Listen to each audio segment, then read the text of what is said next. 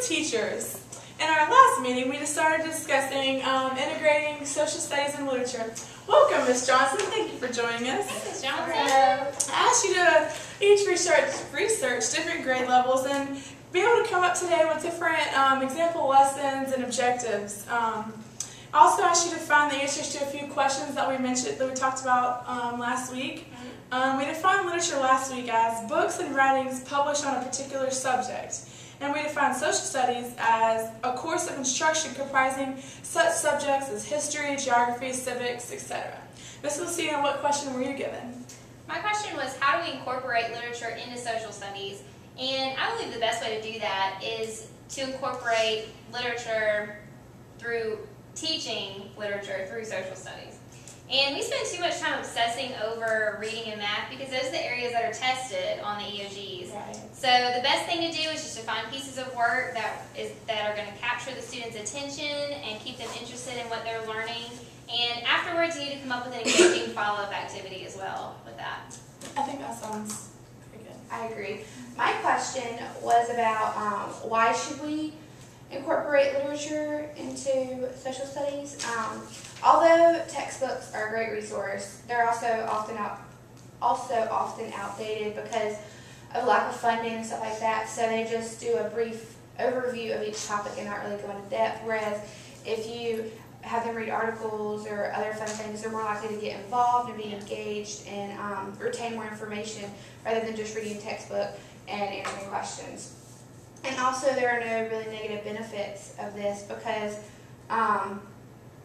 it doesn't cost any money to pull up an article. You just have to remember the copyrights and stuff like that. So you're getting your kids engaged and involved and ready to learn, which is our ultimate goal.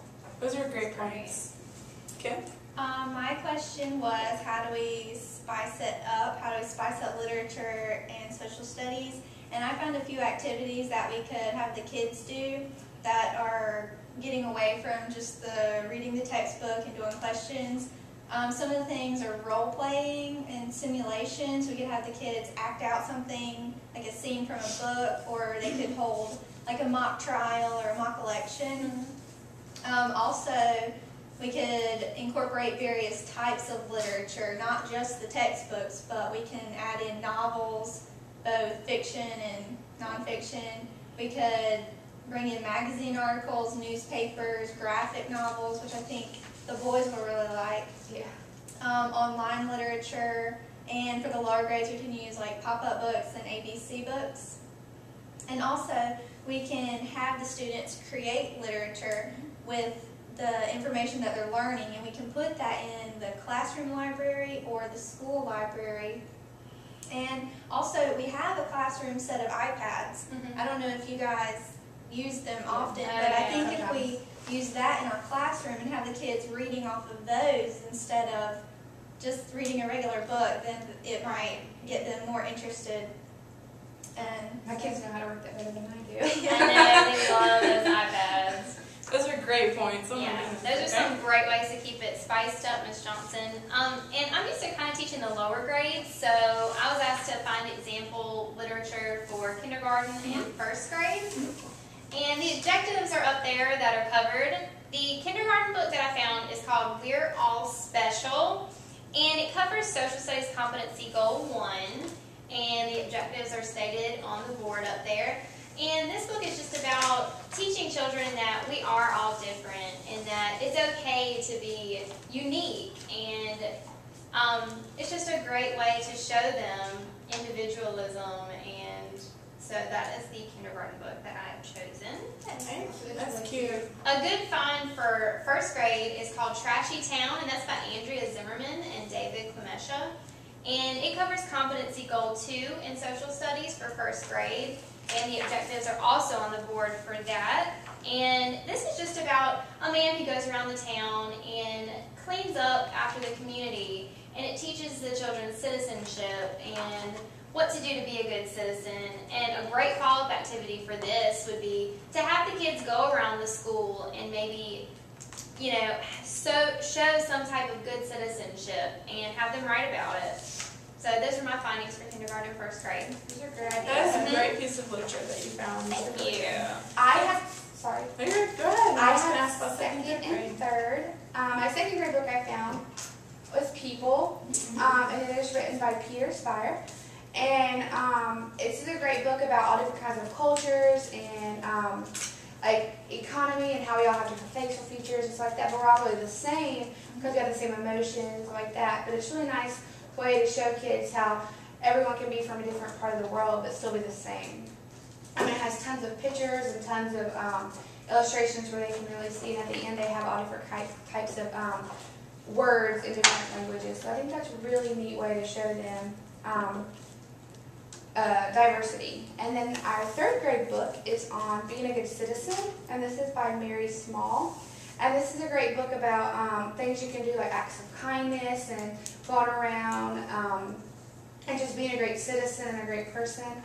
And there are also great examples of like recycling and just sharing, stuff like that, which kids really need to know because it's all about themselves sometimes. It's very important. But a great follow-up activity for this would be to write down a nice activity or a nice deed they've done to help become a good citizen. Yeah, that also incorporates writing. It does, yes.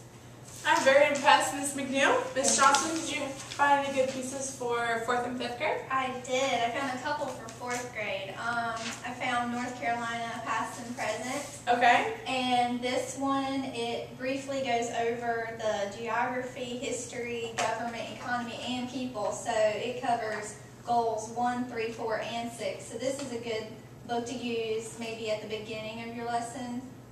Okay. And also, I found The Mystery of the Roanoke Colony. This goes over the Lost Colony, which is goal 3. And this is actually one of the graphic novels I had mentioned earlier. It just is kind of a different, it's different, and I think it's more interesting than just a regular book, and the boys, I think especially, will like it. And for 5th grade, I found this. It's a fiction novel. It is Elijah of Buxton, which covers goal 4. It's got slavery, and the child is actually from Canada, and he travels to America. And so I thought that was a good book. Yeah, That looks is great. Yeah. Okay, and I found a few for 6th grade. I didn't ask any of you to research any for 6th grade, but your licenses do cover through 6th grade, so I found a few. These are more nonfiction books, and they're less animated.